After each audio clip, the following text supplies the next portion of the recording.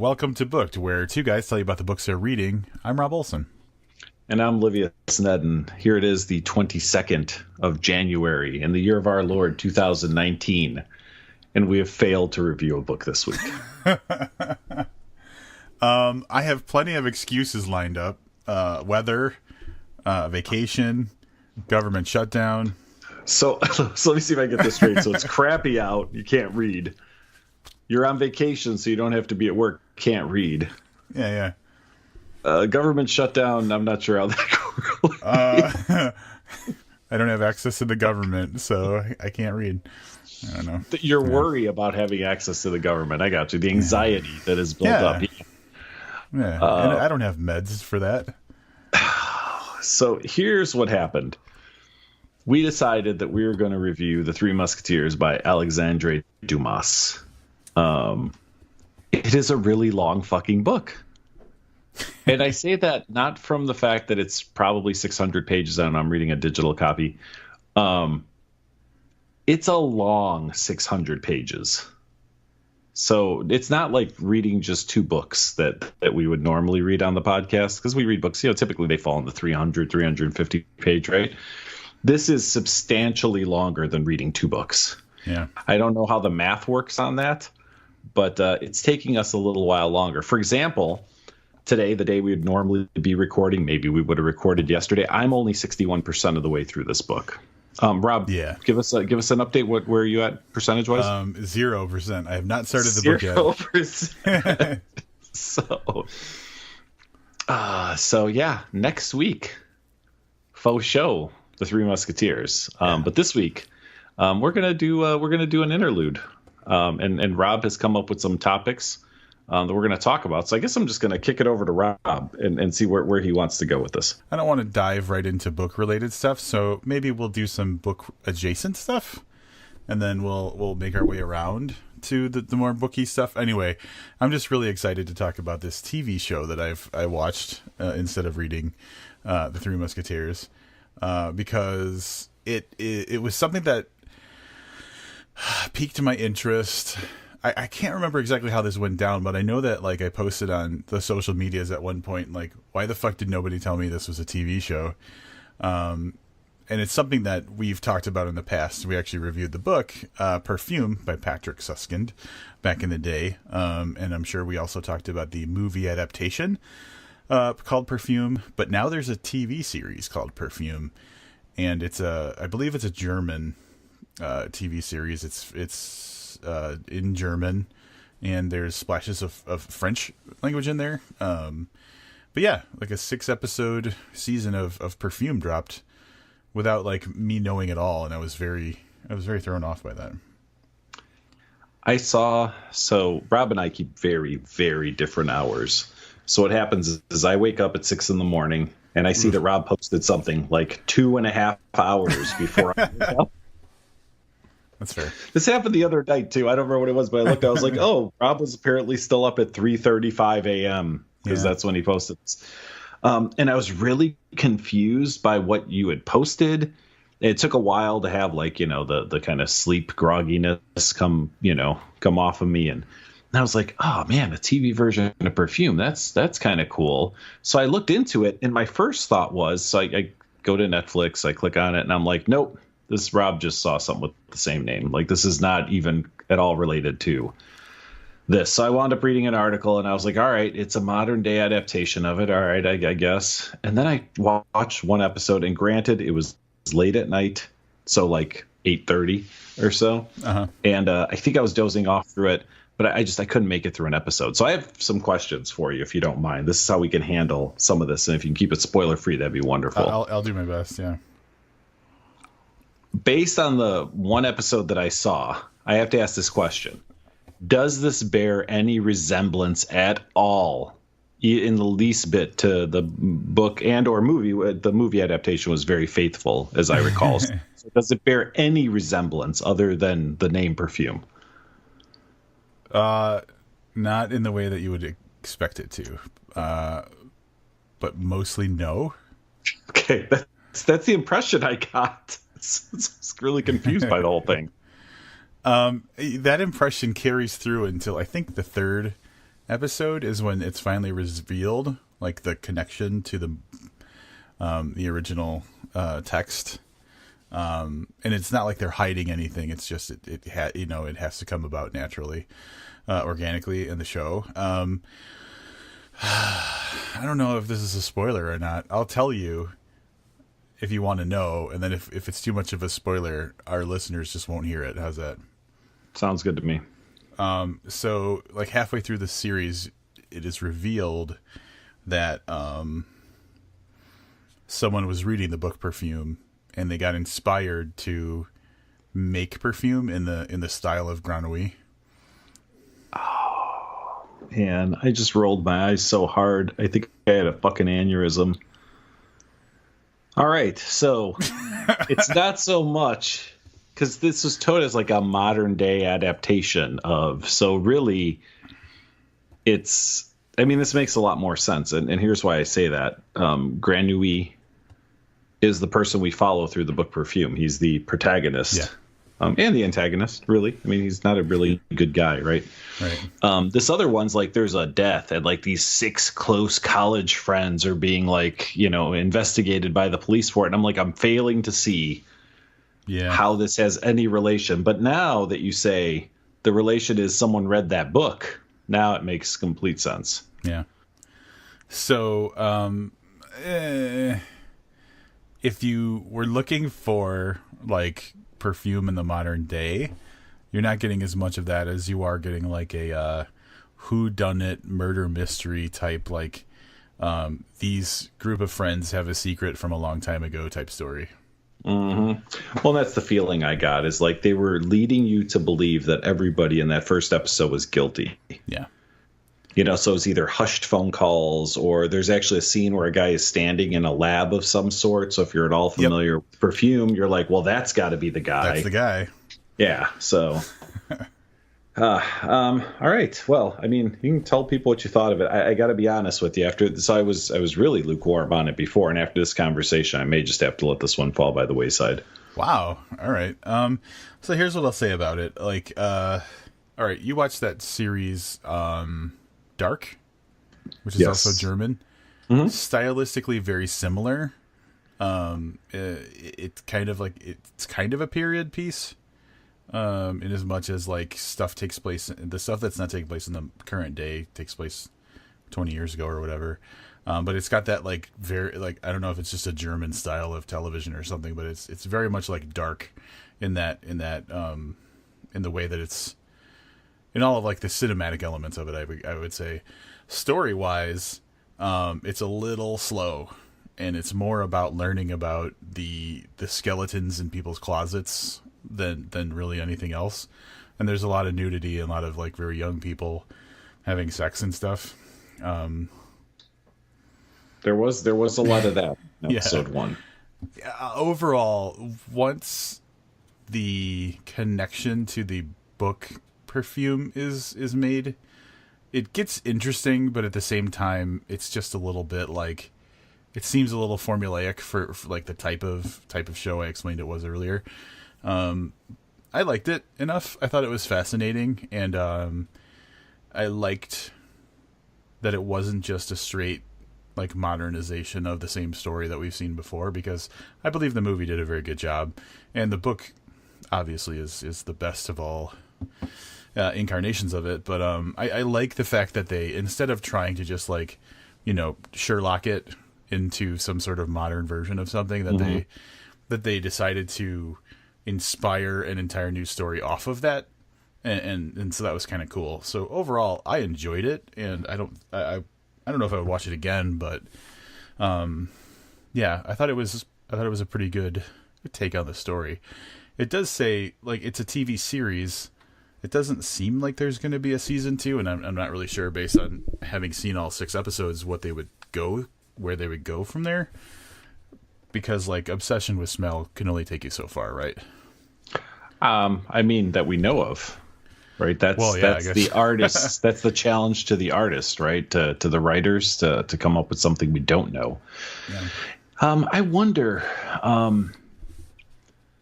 So my first thought was this something we needed? My first thought was I was really excited. My second thought was, did we need this? Kind of like you said, like the movie is really good. Like, well, I'm not sure that we need more, but that was like, all right, well, it's a modernized version. It was my impression. What I'm wondering is now Perfume was not like a blockbuster book here in the United States, no. I don't believe, right? And I don't think the movie was. I'm wondering if maybe it was bigger in Germany and there was really a call for this. So people are like, holy shit, man, this has to do with that book. But maybe in Germany it was a bestseller, which is... I mean, that would make sense. Like, I'm sure that based on the author's name is Patrick Suskind. I think he might even be German. Could be. Yeah, I think I'm going to pass on that one. Yeah, I really like Dark, though. Did you watch all of Dark? Yes. I really liked Dark up until the last, 15 minutes. Yep. That's what I was going to say. It was like, that cliffhanger they left us with, I was like, are you fucking kidding me? Oh, wow. Yeah. Perfume came out in 85. Yeah. Weekend. Yeah. The book, Perfume. I know I didn't. Yeah. I did not read it new. I mean, I read it for the first time. I was probably in my mid-20s. So, yeah. So Dark. I don't know. I mean, that's been my only exposure, I think, to German television. Yeah.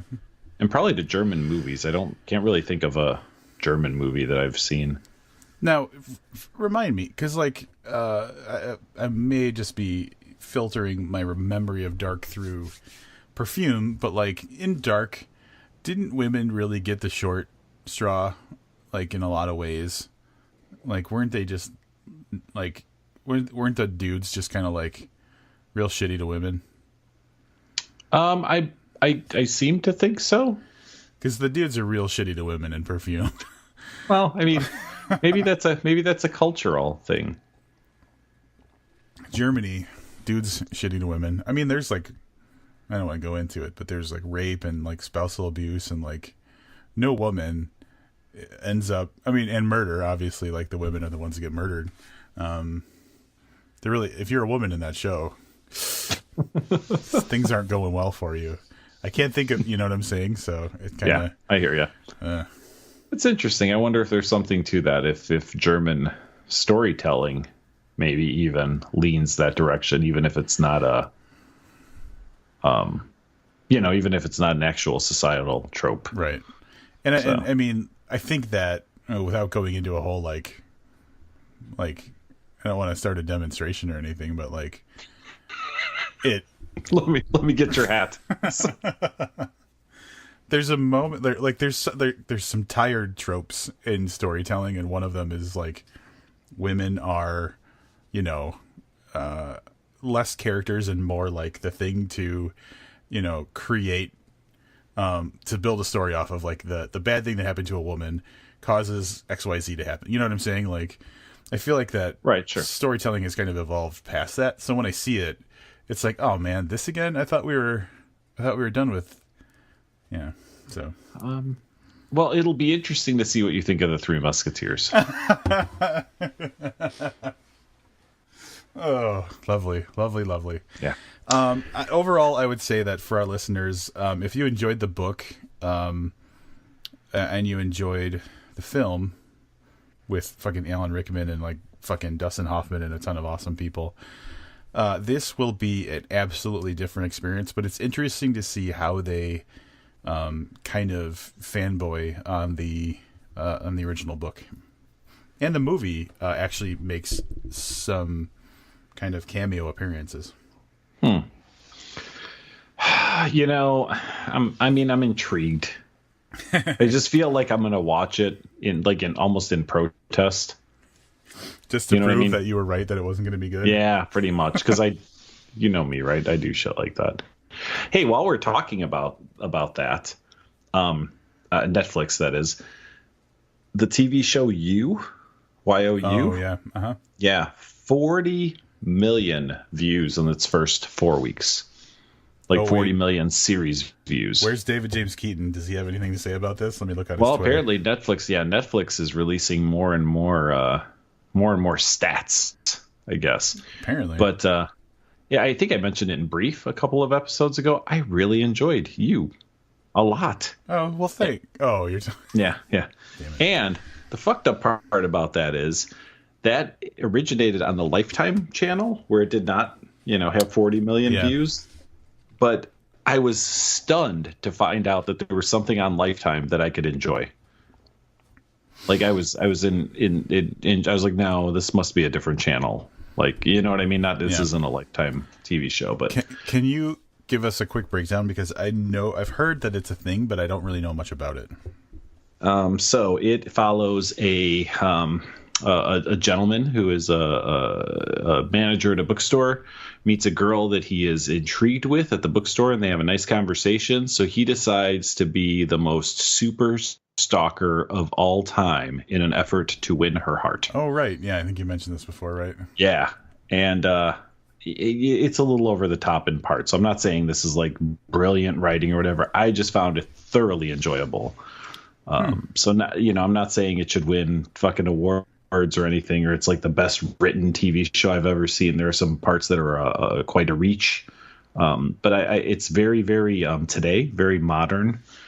A lot of it's social media driven, that type of thing. Cell phones play a really important part. So like they didn't bury any of those things. Sometimes you tell a story like this and you tell it from the 70s because, one cell phone can throw off the whole plot. Mm-hmm. No, they embrace the technology in it. And I think it's an interesting story because of some of the conversations that it's created online. So I was totally not prepared to talk about this. But you've seen Stranger Things? The first 3 episodes. Okay, so the young lady in that plays the 11, right? 13 was a character on House. 11 is a character on Stranger Things. She apparently came out in favor of Joe, who is the stalker in this, and I mean it's really sparked a debate. Obviously, there was backlash because he stalks and does some really inappropriate things throughout the course of this. But there is a subset of people out there that were kind of rooting for him through the whole thing. I was one of them, which shouldn't surprise anybody who's listening. But I thought that it was just interesting to see that there's a little bit of a divide between the people who think that, he's icky and creepy and that this is just a gratuitous stalking show, and the people who are like kind of rooting for him. Wait, so what is our takeaway, that you always side with the creep? Because no, I just I guess I don't want to spoil any of the show for anybody. I just found myself like he would get in these situations, and I wanted him to get out of the situations. Which, in real life, you'd be like, yeah, I hope that the fucking cops get that motherfucker. You know what I mean? But in watching it in a TV show, I just found him to be a character that I liked well enough that I was siding with him and hoping that he would, get what he really wants and or stay away from being killed or arrested or whatever, caught in some way. You know what I mean? So I guess he's a little bit of an anti-hero, but like not the one whose face you want to put on a shirt. Like maybe you do like Al Pacino not Al Pacino, Robert De Niro from Heat. Right, that was one of the first ones I remember where everybody rooted for the quote unquote bad guy and nobody was on like Al Pacino's side. All right, everybody rooted for the bad guy until he ditched his girlfriend in the car at the hotel at the very end. Yeah, fuck right. That. Yeah, that was the moment where you're like, oh, this motherfucker. Yeah, sorry. But you get what I'm saying, right? Yeah. Like you could put a shirt with him on there from Heat and you would catch absolutely no flack, right? But I think if you put Joe from You on a shirt, like there's a protest happening in front of your house. So immediate doxing from everybody and protests in front of your house. Yeah. Yes. So all right. I will check it out. I didn't know enough about it. Like I saw it only recently on the Netflix kind of like marquee kind of thing they do. I saw it and I was like, hey, that's Penn Badgley, I think is his name, from Gossip Girl. I like that guy. And then I read the description. I was like, oh, all right, this might be okay. And then by like the second episode, I was completely fucking hooked. So I was all right, so let's take a step.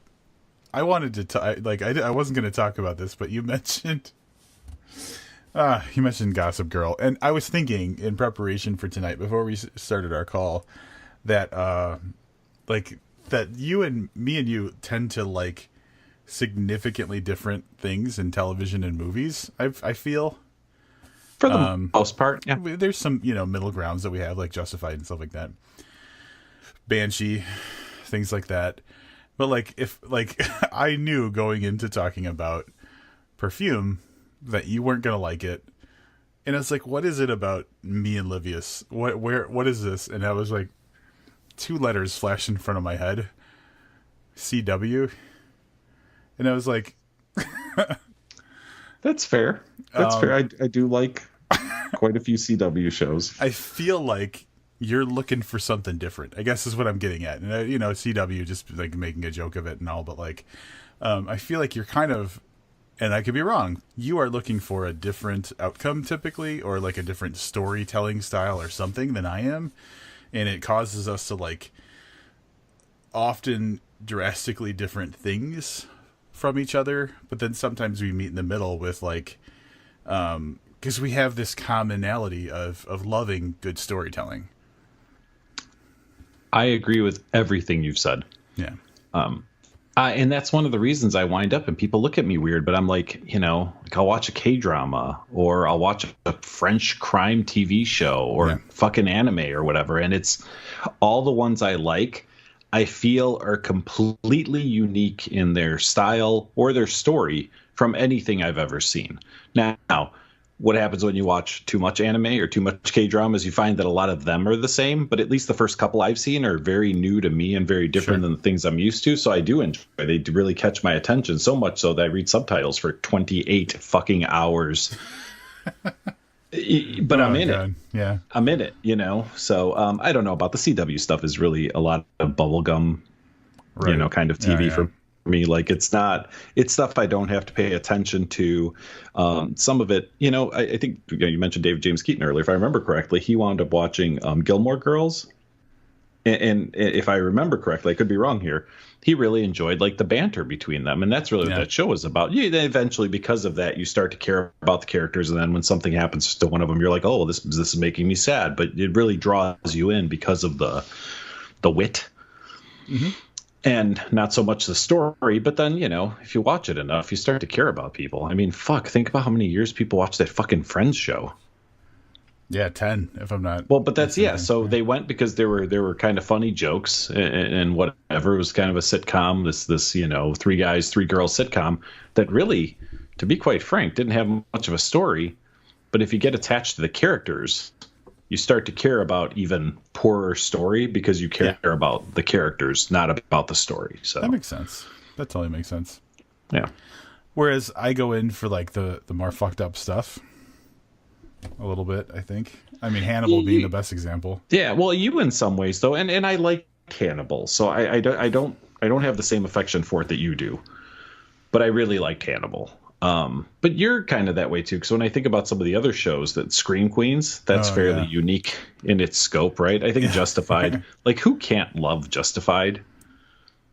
I honestly, Les Edgerton called Justified, as far as Elmore Leonard goes, bullshit, but then went on to say that it was a really great show. He was just saying that it was bullshit from the adaptation. Yeah. They got the adaptation, but still wrong. said it was a great show. Yeah, that's true. It's like people like who doesn't like Breaking Bad? Well, I haven't watched it, so I can't. If you watched it, I honestly think you'd really like it. Our friend John has been pushing me on that. He challenged.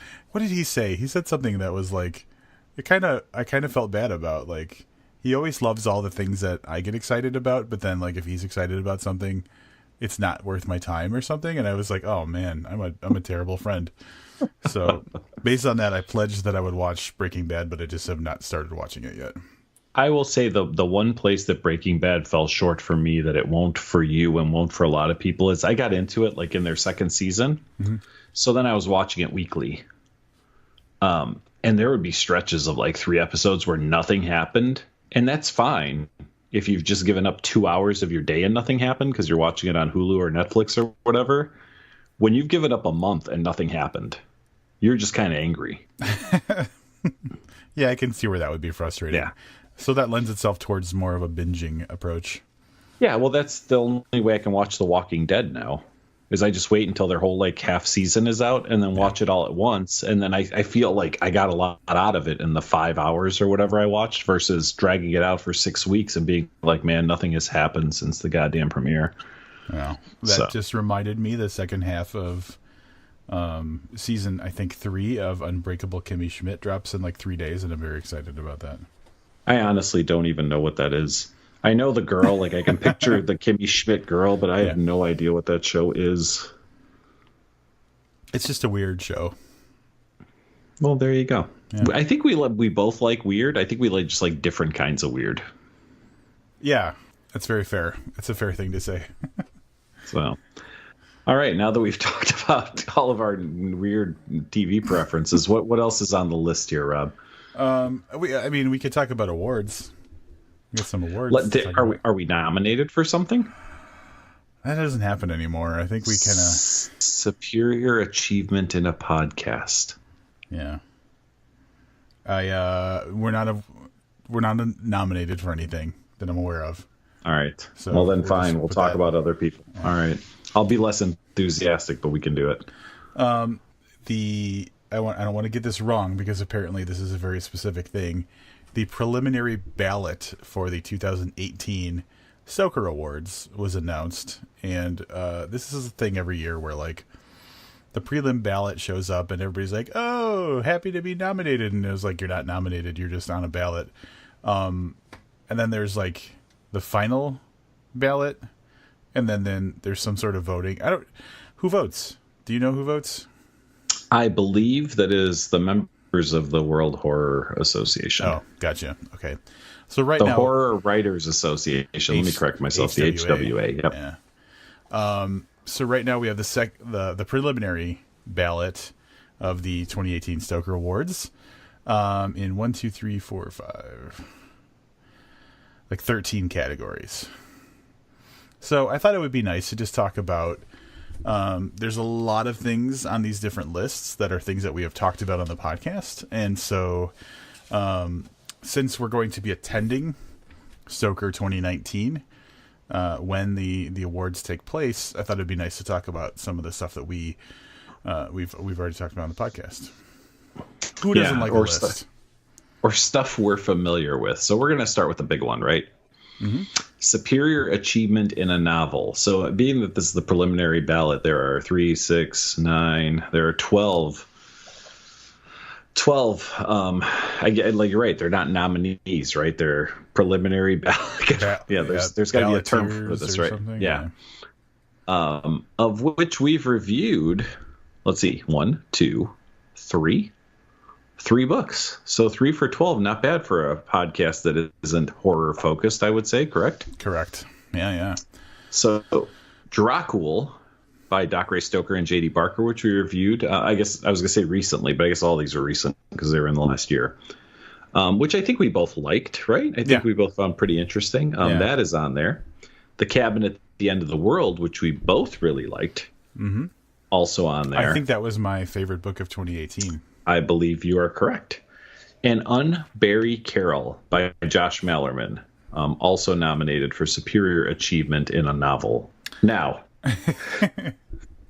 additionally nominated, The Shape of Water, which I guess I didn't realize was a novel, and I guess I could look into this if it was if they did it and released it as a novel and then did the movie, or if it's just a novelization. Although I got to be honest, did you see The Shape of Water? I did not see it. Oh, although I enjoyed it, I didn't once think horror as a category for it. It's just got a fish dude in it, right? It's got a fish dude in it. That's and it takes place in maybe like the 1950s or something. So probably when people were less accepting of fish dudes is what you're going to say. Yeah, pretty much. Yeah. Well, no, but you think about that was like, was it? God, what was the one with the fish guy? There was a classic horror movie from around that time. I can't think of what it's called. Like something lagoon, like a. The Creature from the Black Lagoon. There it is. So maybe people were at that time terrified of fish people. Maybe that was the thing, and this is a period piece. There you go. But also, yeah, Stephen King, also on that list. So again, I don't know, man. It's kind of hard to beat Stephen King, I think, right? Isn't that? I keep thinking when I see that, I keep thinking The Outsiders, like the oh god, S.E. Hinton. S.E. Hinton. I was gonna say that, and I know I was gonna be right about that, but Pony Boy and all the other. Dude, that movie had like every fucking future TV star ever in it, if you think about it. I want you to think about what I am most likely to say next in response to that. Did I say something short-sighted? I have not seen that movie. Son of a... Are you fucking... Yeah, all right. I'm dead serious. I also haven't read the book, but I did know that was S.E. Hinton. All right, I'm going to read you the cast. Okay. Of The Outsiders, which was a film that was released in 1983. So you were... Oh, I don't know how old you were. 10? 11. Well, yeah. At the end of that close. year, I was 11. So, yeah.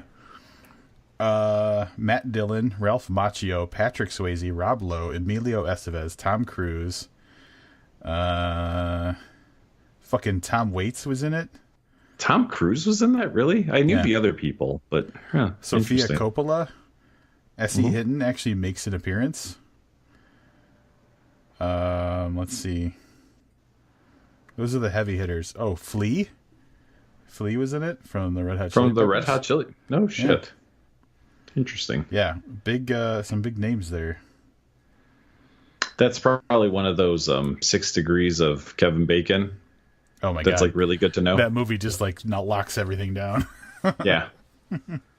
Yeah, that's probably a pretty good one to play that game, which I don't think anyone has played in 20 years. So I guess I'm dating myself a little bit. No, this is by Stephen King. I have no idea what it's about. Note, I didn't even ask you to read it on the podcast. Yeah, you totally breezed by that one. I'm really kind of disappointed in us for not reviewing a book called Frankenstein in Baghdad by Ahmad Sadawi.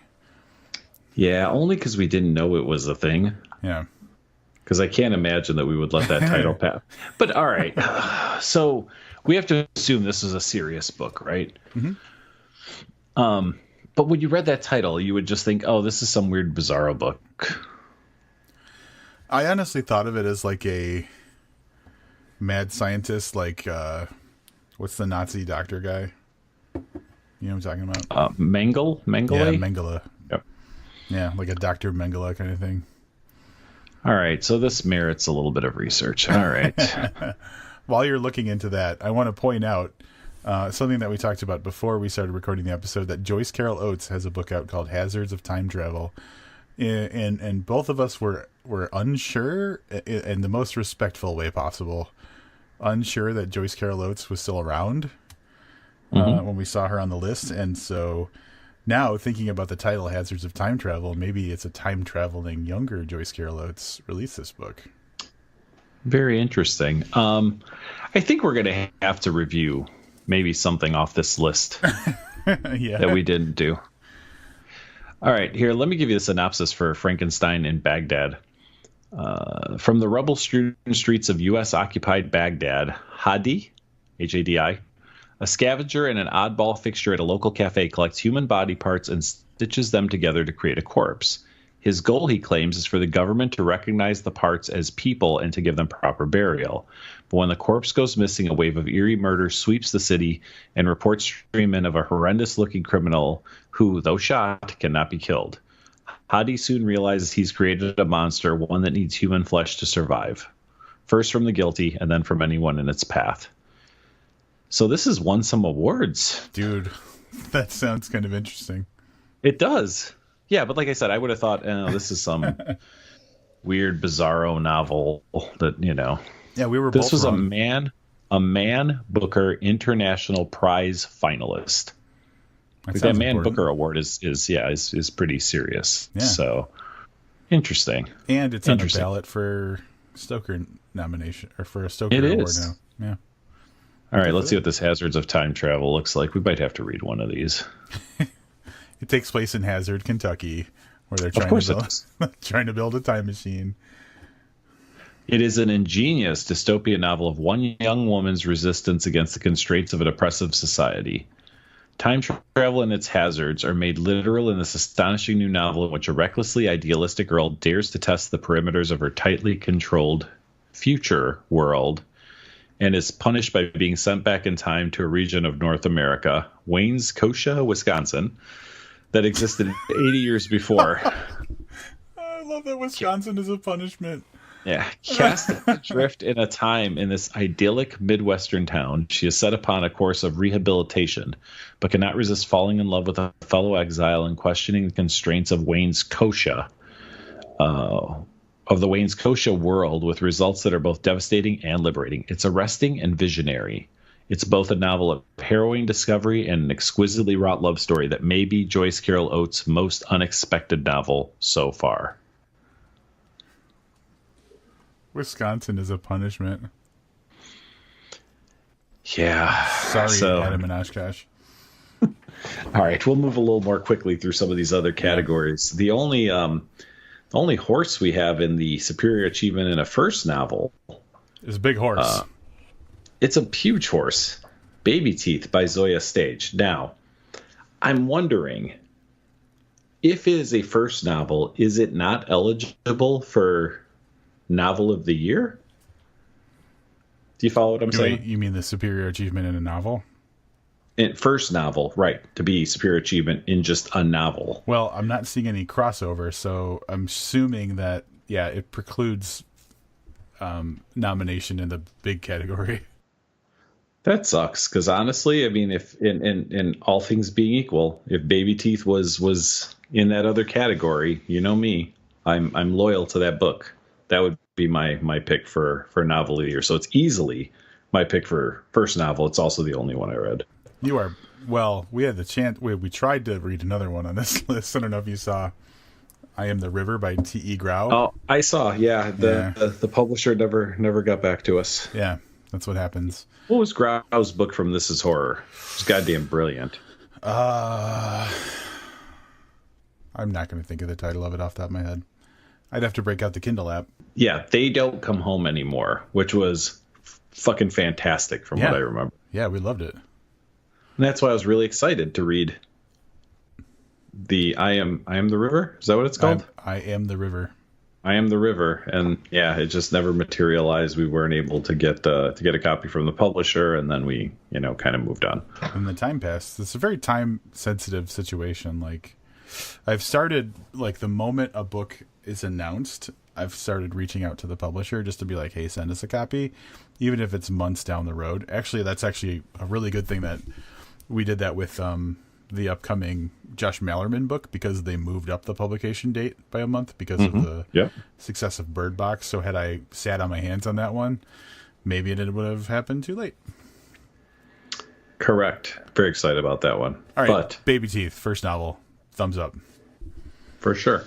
I'm looking through the rest of the list, and there's nothing we're super attached to. I mean, maybe in the screenplay category. I mean, we know people, but nothing we've actually read or reviewed. So, but screenplays. Ooh. The Haunting of Hill House has 2 separate preliminary ballot nominations, which is interesting because it's episode 5, which I thought was by far not just the best episode of that show, but one of the best episodes of television I'd seen in a really long time. And then episode 9, which I really don't remember that well, to be honest. Yeah. The Bent Neck Lady one was the one that had the moment that Livius was over the moon about, for sure. I like the entire series, so any given episode, I'm probably going to be in favor of.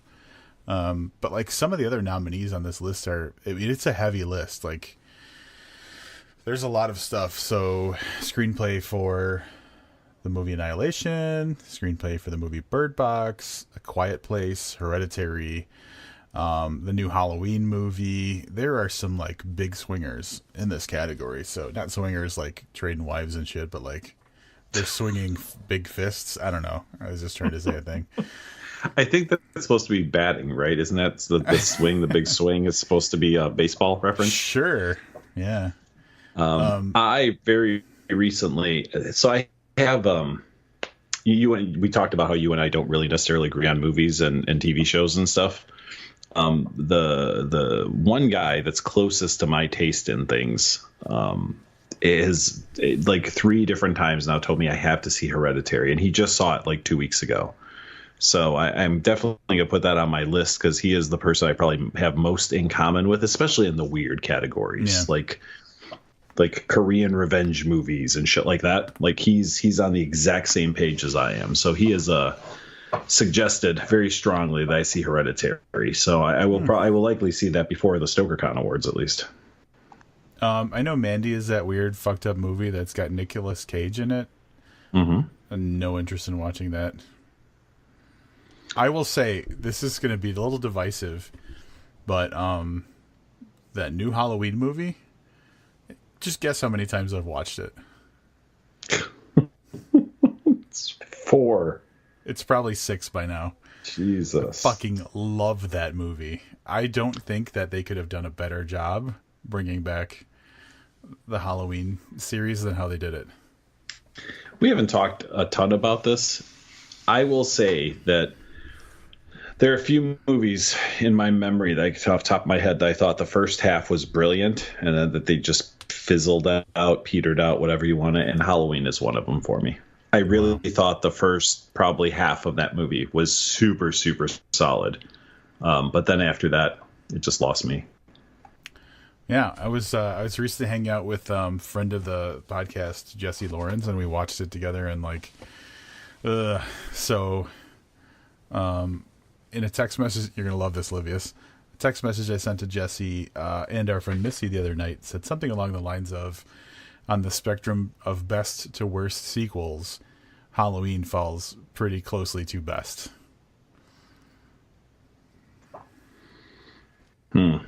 Yeah, I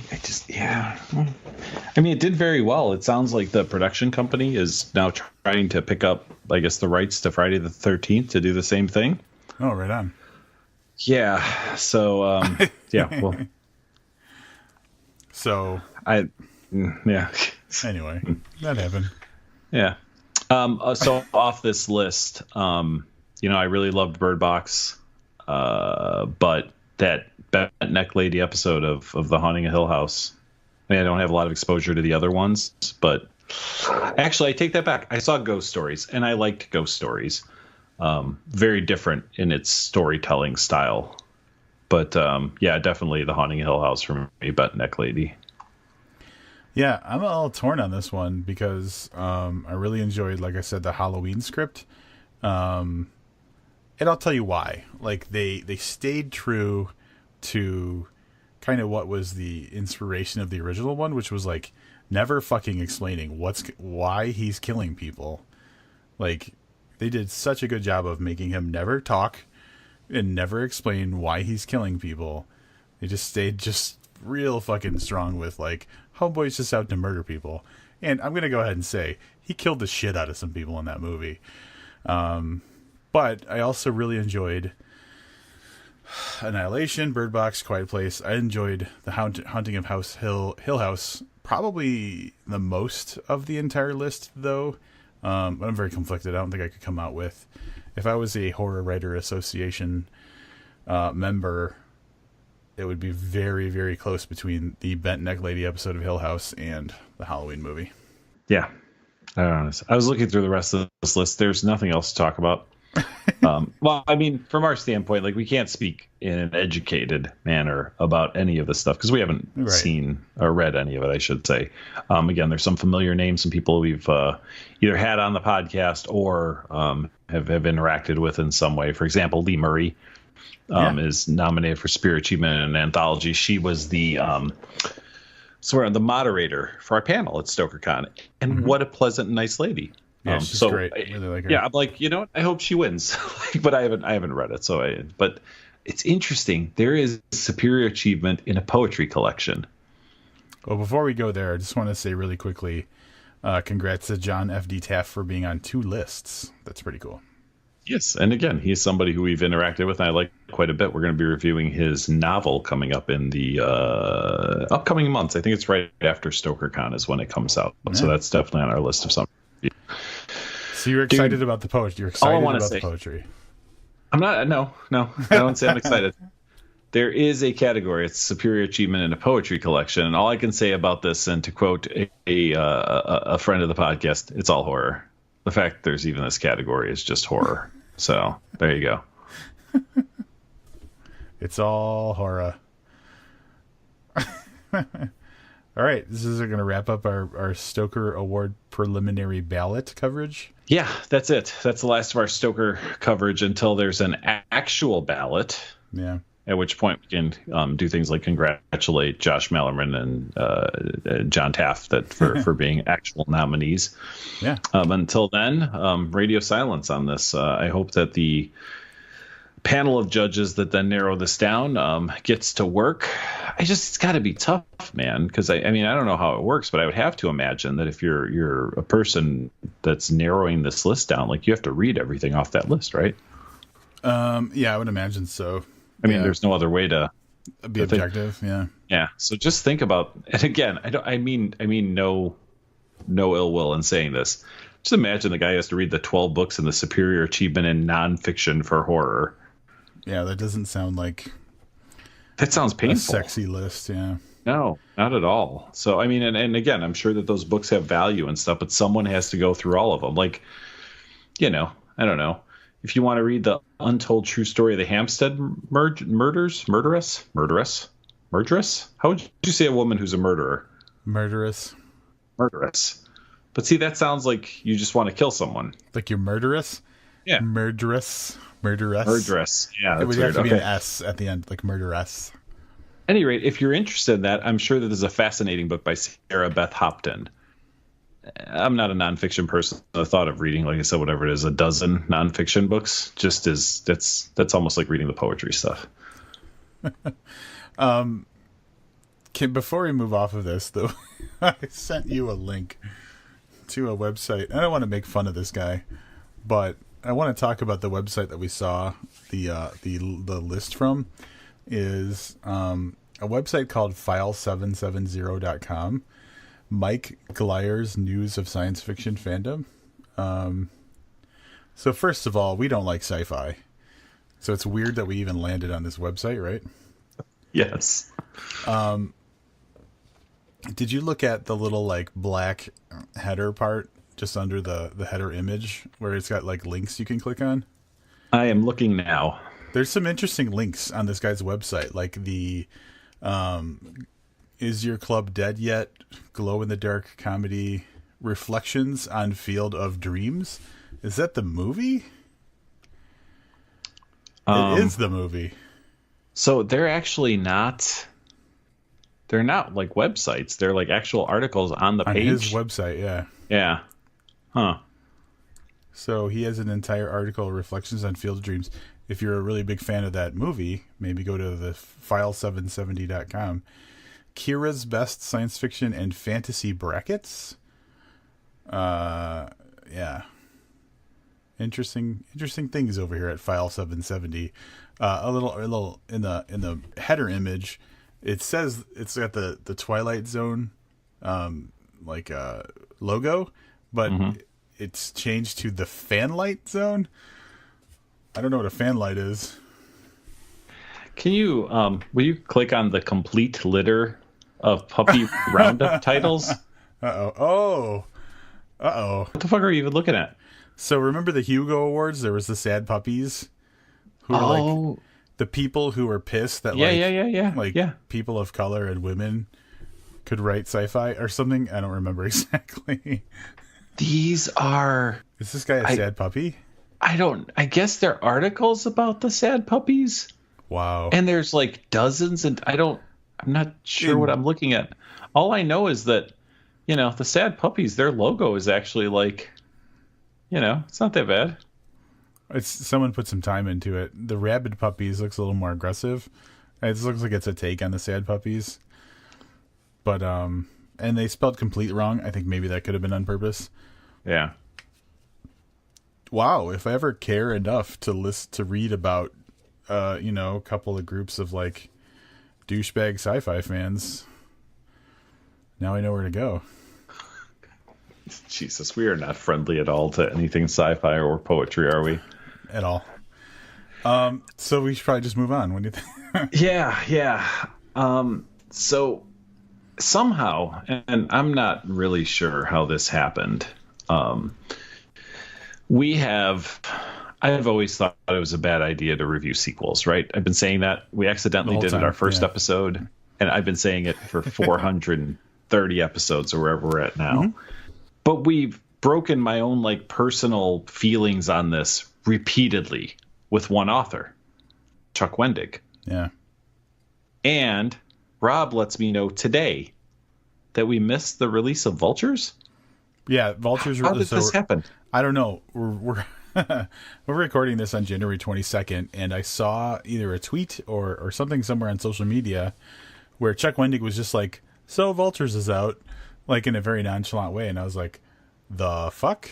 I guess, and I'm not putting the onus on anybody else. This is something we were both kind of excited to. This is the final book of the series, or is there one more after this? This is 6 of 6. 6 of 6. We've reviewed 5 of them. We should review number 6, right? And we're going to. We're just going to be a little late. I just wonder, and I know we're not like a huge podcast. We're not like Joe Rogan or This American Life or whatever, but you would think a publisher would be like, these guys have reviewed 5 for 5 of these fucking books. Maybe we should just go ahead and email one to him, send it to him. Rob has a wall of unwanted books that are sent to him. Yeah, you Vultures did not show up. Yeah, Vultures did not show up, and I'm just, and again, I'm not saying that it's the requirement that the publisher get a hold of us, because who the fuck are we? But you would think when someone's been that supportive that you would reach out and be like, hey, it is let's get these guys a copy. Conspicuous, but here's what I'll say. The first 3 books were originally published from one publisher and then acquired by a different company, right? Right. I remember there was something, yeah. Yeah. But still, throw us a bone. Throw us a bone. Man, this episode is the episode where we should talk publishers for not sending us books, apparently. Yeah. Yeah. So, yeah, Vultures will be up in a couple of weeks. So we'll have the 6th and final Miriam Black book. And the Miriam Black series. I'm guessing that TV show fell apart. It did. That TV show fell apart before we reviewed Raptor and the Wren. Yeah. Sadly. Well, and you know what? And that might be okay, because not all TV shows are great. Like, you hope they're great, but sometimes I'm going to be honest, like, it may be timing, because, like, had it been acquired 3 years later, we could be looking at, I mean, like, because if you look at what's going on right now in television, like with Netflix just like picking off little things here and there, it's a whole different world than it was 5 years ago. Like with the Bird Box thing and the fucking Gina Frangello's book, A Life in Men, is going to be a TV series, which I just feel like there's a shift in the people who are making TV shows where they're taking more chances on original stuff and not leaning so much in the reboots and remakes and that type of thing. I could be wrong. I think that we've talked about it before, but Netflix, Hulu, Amazon, more so are more willing to adopt an untested genre or story style. And and some really, really terrific things are coming out of it. And you're right. Maybe it was timing. Maybe it got picked up too early. And Netflix, especially with like how poorly the like Marvel Comics TV shows are doing, or like maybe they're not doing poorly, but they're not renewing them. Like they're starting to kind of shut them down. Mm-hmm. Like it feels like they're learning that the model for Netflix isn't necessarily to mirror what's happening in the movie world. It's to kind of open up a different avenue with like original shit like Bird Box, which the last time they released stats on that, 80 million accounts had watched shit. Bird Box. It's insanity. 80 fucking million. Come on. Now you're talking about the money that they're spending. There was an article today, and I was able to, maybe it was yesterday, I was able to pull it up. Netflix has established a budget of $1 billion with a B for the Lord of the Rings series, 5 seasons. Holy shit. Jesus Christ. Now, you may think that's $200 million in a season. Yeah. You may think that's nuts, and just because this ties into something I said earlier in the podcast, in the same article, they paid $100 million to keep Friends. I remember that. through this year. Yep. So clearly they're like, if we don't have Friends, people are just going to start dropping like flies off the Netflix roster. Yeah. So apparently, I wonder how many. I wonder what the most. So I make fun of you for having seen Justified like 6 times or whatever, and Hannibal like a dozen times. I wonder, front to back, the whole thing, what the most somebody has watched Friends is. You could probably you probably couldn't calculate that because like you could watch multiple episodes in a day, blah blah blah. But like, right. I mean, it's probably a higher number than anybody wants to admit. Oh my God, man! I mean, I've seen Friends. It's okay. I don't understand the cult like following that it has developed. Well, it's got my good friend David Schwimmer in it. Well, it does have David Schwimmer in it, and other people, and a lot. I mean, you want to talk about guest stars? Like the list of people that have shown up on that show is pretty impressive. But they spent $100 million to keep a fucking show that was cancel, whatever. They decided to end it 10 years ago now. Easily. Yeah, to keep it on for another year. Well, The Office is never going to leave Netflix. Because that's the whole joke. Like, scroll through 100 movies you haven't seen before and end up watching The Office. Yeah, and it's gross how much time people spend. I mean, I can only speak for myself. But the whole thing is like, I've got some time to watch something. And then 45 minutes later, I've looked through everything on Netflix. I'm like, well, now I don't have time to watch anything because I didn't pick something 45 minutes ago. Yep. That's why I've been doing, like, when I sit down to eat, like, dinner or whatever, I just go to YouTube and I find, like, a 20-minute video. And I'm like, oh, this'll do. And I watch that.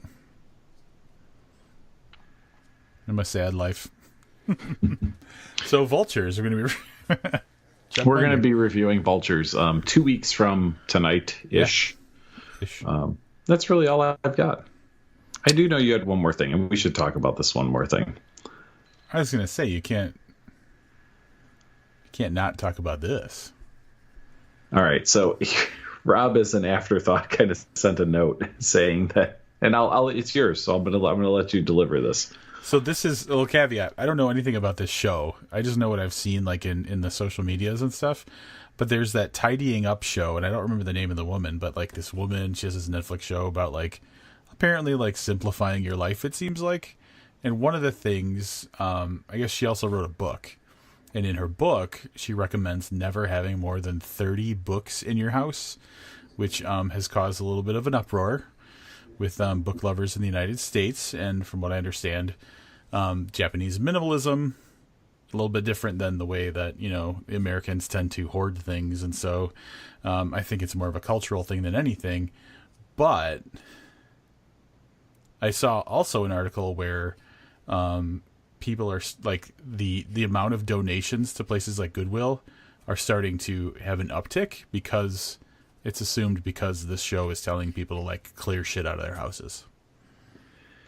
So I've been familiar. I have not read her book. So let me start there. But her books, I think she's got multiple books out, but her name is Marie Kondo, Kondo. Mm-hmm. She is the creator of the KonMari method, which is really like the first 3 letters of her last name and the first 4 letters, KonMari method. So I'm going to take you through this method. All right, Rob? I can't wait for this.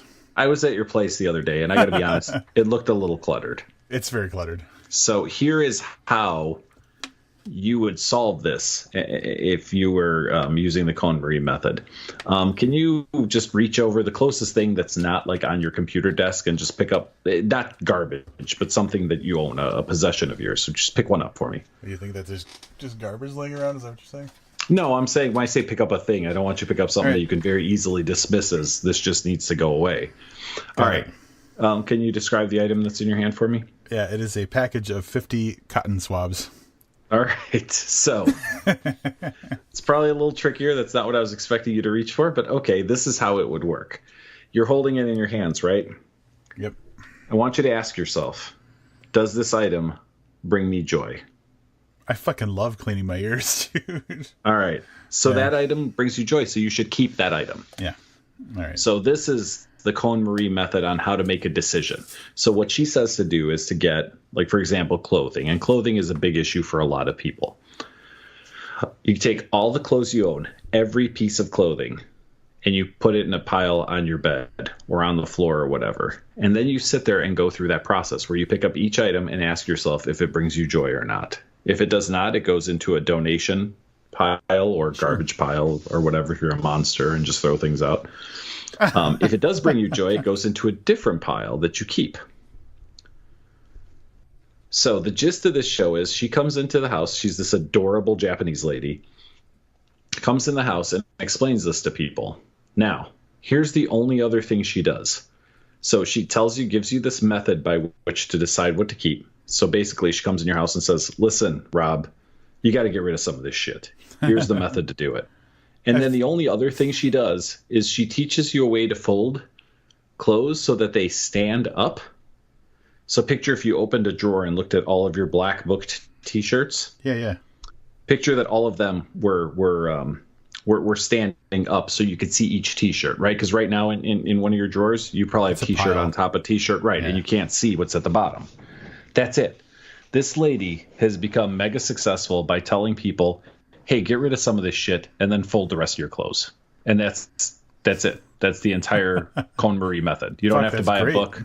Yeah, you don't have to buy a book. You're welcome. You don't have to watch the 10 episodes that she's got on Netflix, although I watched every single one of them. It's less exciting because what you want to see is hoarders. And what you see really is just people kind of going through their shit and folding it. So it's a little more boring than you would think it is. All right. Well, I tell you what, the second thing I picked up was this little thing that came attached to my Adidas shoes that I just bought. That's like a keychain that says Cloud Foam. It is not bringing me any joy. Yeah. So throw that away, huh? You got to chuck it. But yeah, right. I watched it and like I said, it's almost anticlimactic. The reason I came across her is I do spend, although I am not a minimalist, I'm fascinated with minimalism. So I have spent some time on the minimalism boards on Reddit, and watching some like YouTube videos and stuff. And without fail, if someone talks about decluttering, the Cohn Marie method is the first thing everybody mentions to them. So I looked into her and watched some videos based on her stuff years ago. So yeah, I was like later in the evening on a Friday and I was like, oh, hey, tidying up. That's that lady. That's Marie Kondo. So we wound up binge watching 10 episodes over, like a 12-hour period or something. Nice. Well, I guess the focus for this is, well, I'm not going to watch it now based on what you just said. But like the 30 books thing, which I've seen articles about. But I guess what I'm trying to get at is I'm going to go to like Goodwill and stuff like that all the time now to see if I can pick up like fucking good books that people are throwing out, because it seems like it's a good time. It is. It's funny you say that because I'd Googled her while we were talking about this, and first thing is so there's a couple of top stories. One of them is called "Millennial Burnout is Being Televised," which I think is just hilarious. Okay. From The Atlantic, but then in the video section, the one video is "The Marie Kondo craze means great thrift store shopping right now," and that's from 12 hours ago. So, yeah.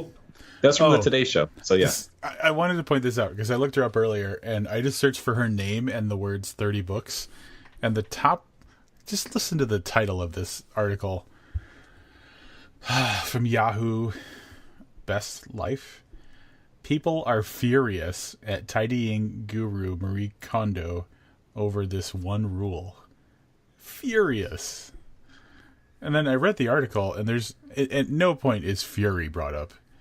Of course not. That's clickbait bullshit. It's bullshit, yeah. But basically saying that like everybody's on board for everything except for like the 30 books thing. And then it goes into the whole like minimalism thing, and it's like it all makes sense. But it's like, man, furious. I can't remember the last time I was furious in my entire life. Oh man, you live a charmed life, my friend. I'm furious daily about things. But yeah, Marie saying that I should only have 30 books is not one of them, because I again, I have, I don't even know if I have 100 books, but I know I have more than 30 that are signed, and those I won't part with. That being said, I've seen some places that when I was a kid, when I was in, I guess, high school, maybe I was in 8th grade, there were like 4 of us used to walk home from school together, and we sometimes like hang out on the weekends. Well, one weekend we went to one particular kid's house. I'm not going to name him because the story might be a little embarrassing. Not that he's someone I've talked to since high school, but his dad was a fucking book hoarder, man. I'd never seen anything like this in my life. Every space that was available on a shelf, bookcases everywhere, complete walls filled, mostly what looked like thrift store paperback sci-fi books, fucking everywhere, man. Thousands and thousands of books in this house. Like, it got to the point where I feel like it was intruding on their ability to live in the house. Right. So clearly that dude has too much. But you know what? That was his thing. His other thing was there was just porn playing on the TV. So there's a family. It's 2 brothers, a mom and a dad, all 4 of them home, along with a couple of friends from school. And it's like Saturday afternoon, and there's just, I'm not talking Cinemax, I am talking straight up full penetration, XXX porn, just playing on a fucking TV in the living room. Who's playing this? Who put it on? The father. The father. All right. Who my understanding was like borderline genius, if not genius, but just very misguided. He had his kinks. Like, wasn't doing anything with his ingenuity. You know what I mean? Yeah. Like, super, super smart, but not applying it in any way other than buying a lot of like smelly paperback books and just watching porn in the middle of the day. What do you think the chances are that, like, amongst that massive pile of, like, probably almost entirely worthless books, that there were a couple of gems in there? There was probably some entire collections, and although sometimes with books like that, like, it might not be worth a lot to have, one particular book, but if it's from a defunct publisher or something, sure, and you've got the entire collection, you'd be probably pretty likely. It was ridiculous, Rob. I mean, like seriously, this isn't just me saying like, that guy's got too many books. It was like, holy fuck. So it was worse than like you're stepping over books. Dude, your wall is nothing. You're literally nothing in comparison.